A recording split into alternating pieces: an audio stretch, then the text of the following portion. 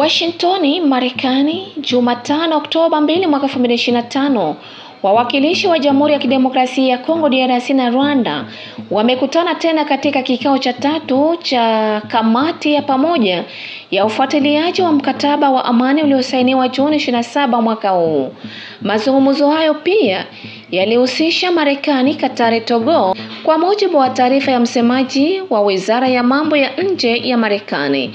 Kikao hicho kilitambua changamoto zinazokwamisha utekelezaji wa makubaliano, hususan hatua ya kulivunja kundi la FDLR na washirika wake, pamoja na swala la kuondoa majeshi na hatua za ulinzi zilizowekwa na Rwanda. Kamati ilithibitisha kuwa mpango wa operesheni uliwasilishwa na mekanizimu wa pamoja na uratibu wa usalama utaanza kutekelezwa rasmi Oktoba 1. Masuala ya haki za binadamu. Kamati ilisisitiza umuhimu wa CCR kupata ruhusa ya kuwaona wafungwa wote, jambo ambalo pande zote mbili zimekubaliana kutekeleza.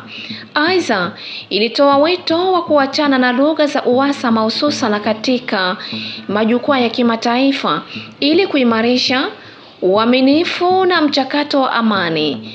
Doha kama nguzo ya kidiplomasia. Qatar iliwasilisha taarifa kuhusu mazungumzo yanayoendelea mjini Doha kati ya serikali ya DRC na kundi la AFC M23, ikiwemo makubaliano ya kubadilishana wafungwa na mpango wa kuanza tena mazungumzo wiki ya Oktoba 6.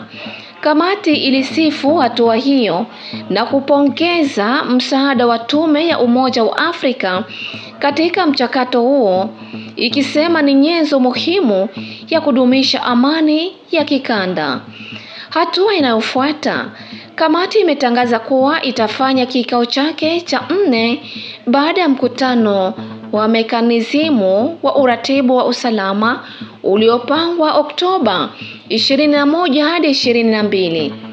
Serikali za DRC na Rwanda pia zimetoa shukrani kwa Marekani, Qatar na Umoja wa Afrika kwa msaada wao endelevu katika juhudi za kuimarisha amani mashariki mwa DRC na eneo nzima la Maziwa Makuu.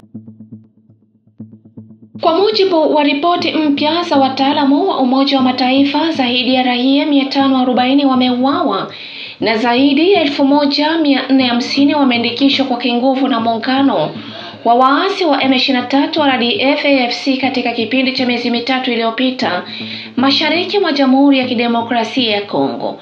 Ripoti hizo zimeonyesha kuwa mauaji na uandikishaji huo wa kulazimishwa umefanyika hasa katika vijiji ambako wakazi wake hawana uhusiano wa moja kwa moja na Rais Felix Tshisekedi, ambaye waasi hao wanadai wanapigana ili kumuondoa madarakani. Wataalamu wanasema kuwa waathirika wengi wa mauaji haya ni wakulima na wakazi wa vijijini waliolengwa ili makundi ya waasi yaweze kuchukua ardhi yao, ikiwemo mashamba na nyumba. Hii inaleta maswala makubwa kuhusu madai yao waasi kuwa wao ni wakombozi wa watu wa Kongo, ila matendo yao yanaendelea kuwalenga na kuangamiza raia wasio na hatia. Mashirika ya haki za binadamu imeongeza wito kwa jumuiya ya kimataifa kuongeza shinikizo la kidiplomasia na kuchukua hatua madhubuti za kuwalinda raia na kukomesha ukiukwaji huu mkubwa wa haki za binadamu. Mwanamume mmoja hajulikanaye kwa jina la Marius Oredi Bokabo mwenye umri wa zaidi ya miaka 50 ameuawa kwa kupigwa risasi na watu wasiojulikana katika kata ya Mshimbaki mjini Baraka. Mashuhuda wanasema tukio hilo lilitokea nyumbani kwa marehemu baada ya watu wenye silaha kufika na kutekeleza mauaji hayo kisha kutoweka kuelekea sehemu isiyojulikana. Jeshi la polisi limeanza uchunguzi kubaini wahusika wa tukio hilo ambalo limeacha familia na wakazi katika majonzi makubwa. Wakati wa huo, kijana mmoja pia amepoteza maisha kwa kupigwa risasi na watu wenye silaha jijini Lubumbashi muda mfupi baada ya kutoka kazini kwake.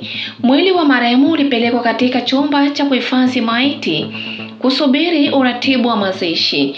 Mauaji haya mara kwa mara yameendelea kuwa mzigo mzito kwa wananchi wa Jamhuri ya Kidemokrasia ya Kongo ambao wanakabiliwa na hali ya usalama mdogo kila siku.